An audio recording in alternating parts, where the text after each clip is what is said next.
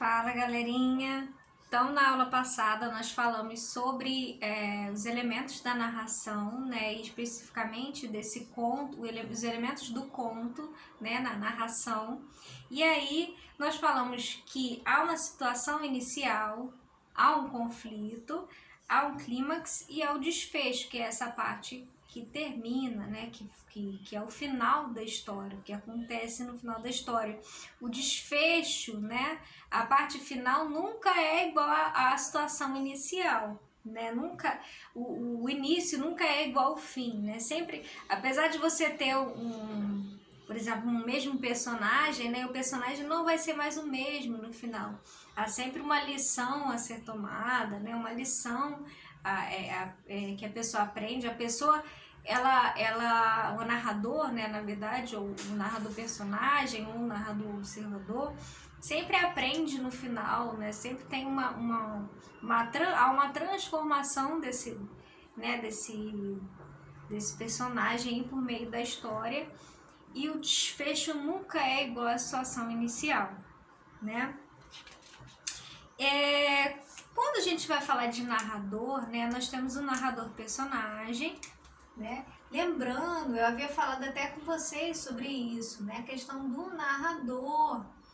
O narrador é uma pessoa que é separada do autor, né? O narrador não é o autor, o narrador é uma pessoa ali, né? Você tem por exemplo, no Dom Casmurro, né, do Machado de Assis, não sei se vocês já ouviram falar dessa obra do Machado de Assis, que é o Dom Casmurro.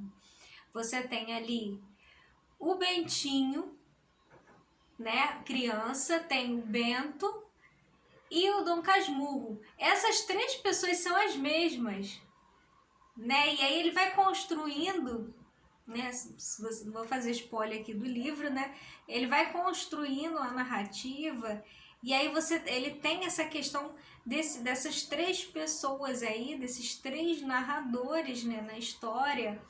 Que ora é o Dom Casmurro é o que está narrando, e aí você tem o Bentinho, o Bento, né, que participa da história, e o Bentinho, né, que é a parte dele da infância, né. Então, que não é necessariamente o Machado de Assis, né, é separado do autor. Então a gente tem um narrador, que é um narrador personagem, né, que aparece aí participando da história, certo? A gente tem até no livro de vocês essa questão aí do narrador personagem. Nós temos o narrador observador, né? Que tem uma visão mais ampliada da situação. O narrador personagem, ele tem uma visão limitada, né? Ele tem ele vê, né? Ele vivencia aquilo, né? Mas de uma maneira assim mais, já que ele participa, ele não vê de todos os ângulos o que acontece na história, né? Ele tem a visão dele ali. Mas o narrador observador é aquele que tem uma visão ampliada de tudo, ele sabe de tudo, ele sabe o né, ele está ali, né? Mas ele sabe de tudo que rola. Ele narra a história em terceira pessoa, e a gente pode dizer que ele também é um narrador onisciente, né? Narrando aí a história em terceira pessoa. Narrador personagem, a gente tem narrado em primeira pessoa, como é a história aí da barata, né? Do conto da barata. Então, algo que eu queria falar também, né? Sobre o conto de suspense, que é uma narrativa cujo principal objetivo é criar no leitor a sensação de incerteza e tensão durante a leitura. O conto, né, é um texto relativamente curto. Lembra que eu falei? Comparado a uma novela, um romance, o conto é um texto curto, relativamente curto, né? Então ele tem uma narrativa ali, né, mais encurtada, personagens, né, que não é o caso, por exemplo, da novela, que você pode ter narrativas, você pode ter várias histórias, né, ao mesmo tempo, e aí uma história geral, né, um enredo ali principal, e as histórias e as historinhas, os casos que vão acontecendo nessa mesma história. O narrador, ele pode ser personagem ou observador, e a estrutura do texto, do texto é organizada em situação inicial, conflito, clímax e desfecho. Isso está na página 46 do livro de vocês, tá? Na página 47, você tem algo relacionado à caracterização dos personagens. Aí você apela para algo que eu chamo de, que nós chamamos de descrição. Você tem uma tipologia narrativa, mas em alguns momentos no conto você pode vir a ter, e normalmente tem, porque para que você crie um enredo, você cria uma história ali, você tem que pelo menos criar um imaginário na cabeça do leitor. Quando a gente cria esses imaginários, a gente utiliza-os, a gente consegue criar por meio desses adjetivos que vão caracterizar o ambiente, que vão caracterizar o personagem, que vão caracterizar um cenário. E aí você tem essa tipologia dentro de uma tipologia maior, que é a narração, essa tipologia descritiva, onde você percebe que há uma predominância de adjetivos, Então, essa caracterização dos personagens, ela é dentro dessa tipologia descritiva que aparece aí, tanto nos contos, que pode aparecer no romance, deve aparecer no romance, deve aparecer na novela, na crônica, em qualquer gênero textual que a gente tenha, você pode ter essa caracterização não só dos personagens, mas de algo que você tenha, que você fale, sobre o que você fala no texto. Então, na página 47, você tem lá a caracterização dos personagens, certo? O que você vai encontrar, de caracterização dos personagens, Então, no caso aí da menina, do conto, a menina era supersticiosa. Como é que o narrador descreve, Como é que ela, na verdade, ela mesma se descreve, já que o conto, é uma narrativa em primeira pessoa, ela se descreve dessa forma. Eu não era uma garota supersticiosa, mas confesso que sempre tive um medo secreto, uma ideia que me assombrava e afligia a alma desde a infância. Então ela vai narrando, ela vai falando sobre ela. Então ela adjetiva ela mesma, ela vai descrevendo. Mas é uma descrição não física. É aí que eu queria que vocês atentassem também. Porque existe, quando a gente descreve, você pode ter uma descrição. Quando a gente descreve os personagens, você pode ter uma descrição física, aí você fala, a cor dos olhos, a forma como essa pessoa tá vestida, a forma, a cor do cabelo, os sapatos, os gestos, tudo isso, que descreve, a descrição física de um personagem. Agora você pode vir a ter uma descrição que a gente chama de descrição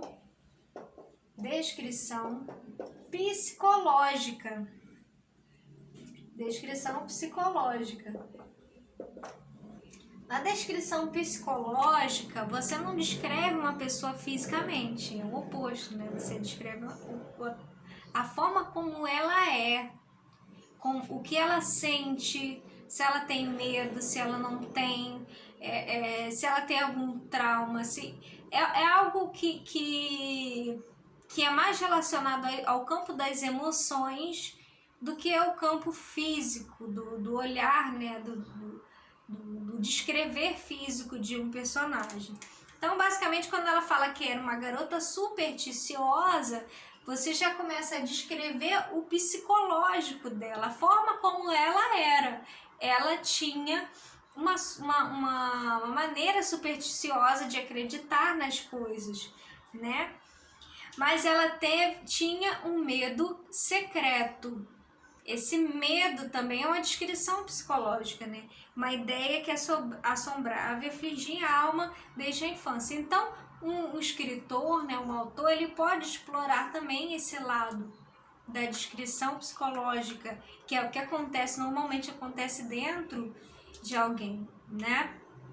A Clarice Lispector, por exemplo, é uma autora que ela tem muito essa marca, né, de descrever psicologicamente, né, de descrever o psicológico dos seus personagens. Seus personagens têm umas características muito peculiares, assim. Ela descreve também fisicamente, né, mas ela tem as narrativas dela são muito o que se passa dentro de alguém, o que se passa dentro do pensamento de alguém, de experiências emocionais de alguém, né? E aí também você tem, antes de tudo, né? E aí tem esse trecho do conto, né? Quando ela fala assim: antes de tudo se apagar em minha mente, pude ver o monstro que eu sempre temi, de corpo castanho, com asas abertas e antenas vibrando, cair em cima de mim. Então esse corpo estranho, castanho, de asas abertas, antenas vibrando, né? Esse corpo estranho está sendo caracterizado o quê? Psicologicamente ou fisicamente? Fisicamente, né? Então aí ela já vai descrever a barata, né? Que é esse animal aí que ela teme. A barata com uma descrição física e não uma descrição psicológica. Então, eis aí que vocês têm, né? Nós temos aí no quesito, né? Quando a gente compõe ou cria, né, uma história, o conto, né? Ele tem muito disso, né? Você parte, né, para esse campo aí de explorar mesmo os personagens. Até porque, como são narrativas curtas, né? Você precisa caracterizar bem, né? Você precisa amarrar bem os acontecimentos, né? E é tudo, são curtos, são histórias muito mais resumidas, né? Do que a novela. Na novela você pode ter na novela, no romance, né? Você tem mais espaço para você estender mais né? Até mesmo nas descrições dos personagens, né? Tanto físicas quanto psicológicas. E você também tem, né? Além da descrição dos personagens, você também pode ter um espaço, sendo que o espaço é um elemento aí, né, da narrativa. Você tem um espaço que também pode ser um espaço psicológico. Você tem um espaço que pode ser físico, um espaço que se passa dentro de alguém, né? Um espaço físico, né? Quando você descreve aquela geografia do lugar, já tinha até falado sobre isso também, a geografia, né? O espaço físico, e o espaço psicológico, que pode ser um espaço subjetivo, né? Até o tempo pode ser um tempo psicológico também, pode ser um tempo subjetivo, um tempo que se passa dentro de alguém e não se passa cronologicamente, né? Como eu havia falado também em sala com vocês. Ou pode ser um tempo físico, né? Uma marcação de tempo física, né? E aí você tem também esses tipos, né? Você pode explorar esses tipos, né? Esses elementos na narrativa. Tá bom, gente? Então, beijos, até a próxima.